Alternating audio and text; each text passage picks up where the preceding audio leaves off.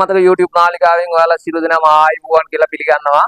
මේ පසුගිය 31 වෙනිදා මන් ජනාධිපති අනුර කුමාර දිසානායක මහතාට ආරාධනාවක් කර ගල්ගිරියාගම ධර්ම කර්ම කර්මාධිපති කතිකාචාර්ය කාගම සිරිනන්ද හිමියන් වහන්සේ වැඩ සිටින ඒ පන්සලේ නව ගොඩනැගිල්ලක් අලුතෙන් නිර්මාණය කරා.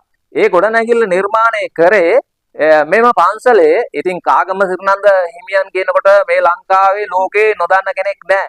ඉතින් ඒ තරම් මේ ධර්ම කර්ම කර්මාධිපති කතිකාචාර්යවරයෙක්. ඉතින් මේ හාමුදුරුවෝ අනුර කුමාර දිසානායක මහතාට ආරාධනාවක් කරලා ඒ ආරාධනාව පිළි අරගෙන අනුර කුමාර දිසානායක මහත්තයා ඒ පන්සලට ඇවිල්ලා මෙන්න මේ පන්සල විවෘත කිරීම උත්සවය අවසන් කිරීමෙන් පසු මෙතනදී තැන්පත් කරනවා 13 වහන්සේලා වැඩ සිටින කරඬුවක්. මේ කරඬුවේ මැණික්ගල් 19ක් මේකේ තැන්පත් කරා. මේ මැණික්ගල් 19 තැන්පත් කිරීම කොහොම හරි අසල්වැසි කවුරු හෝ දැනගෙන සොර සතුරුන් අතර මේකපත් වෙලා මෙන්න මේක කඩා බිඳලා මේක සම්පූර්ණම මේ මැණික්ගල් 19යි ඒ තිබුණු පිම්පෙට්ටිය කඩලා පිම්පෙට්ටිය මුදුලුත් එක්කන් රැගෙන ගිහිල්ලා තියෙනවා.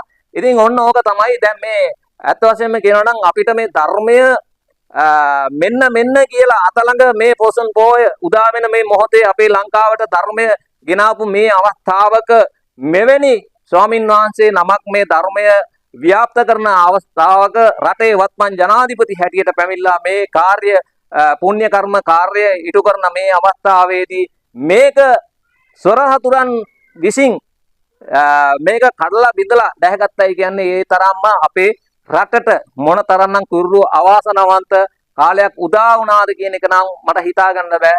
ඉතින් මෙවැනි දේවල් තව තවත් අපේ රටට නොවේවා යන්න අපේ රටේ ආරක්ෂාව තර කිරීම ආරක්ෂාව කරේ දැඩි උනන්දුවක් ඇති කිරීම මං හිතන්නේ වැදගත් වෙයි කියලා මම හිතනවා. මොකද තව තවත් අපේ මේ පූජනීය ස්ථානවල මෙවැනි දේවල් තැන්පත් වෙලා තියෙනවා. මෙවැනි දේවල් දැන් පසුගිය කාලීන යුගයක තිබුණා. මේ පන්සල් ඒ වගේම විහාර විහාරස්ථාන කඩලා මේ වගේ දේවල් ගත්තා.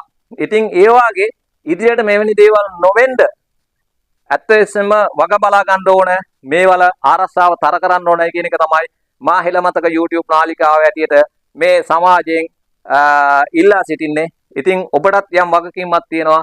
අද රටේ මෙවැනි සොරසතුරන් මෙවැනි තිරසන් જાතියක් අපේ සමාජයෙන්ම ඇත්ත වශයෙන්ම කියනවා නම් ඉවත් කරලා දැමීම අපේ සමාජයේ වගකීමක්.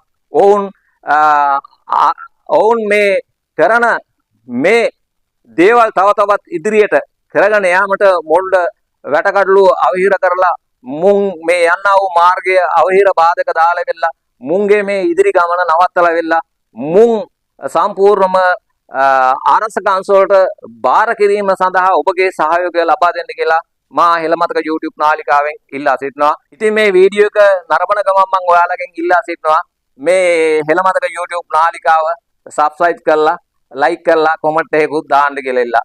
හොඳයි ඉතින් නැවතත් මෙවැනි වීඩියෝ එකකින් ඔබ හමුවට එන්නේ. ඔබ සියලු දෙනාටම සුබ දවසක් වේවා.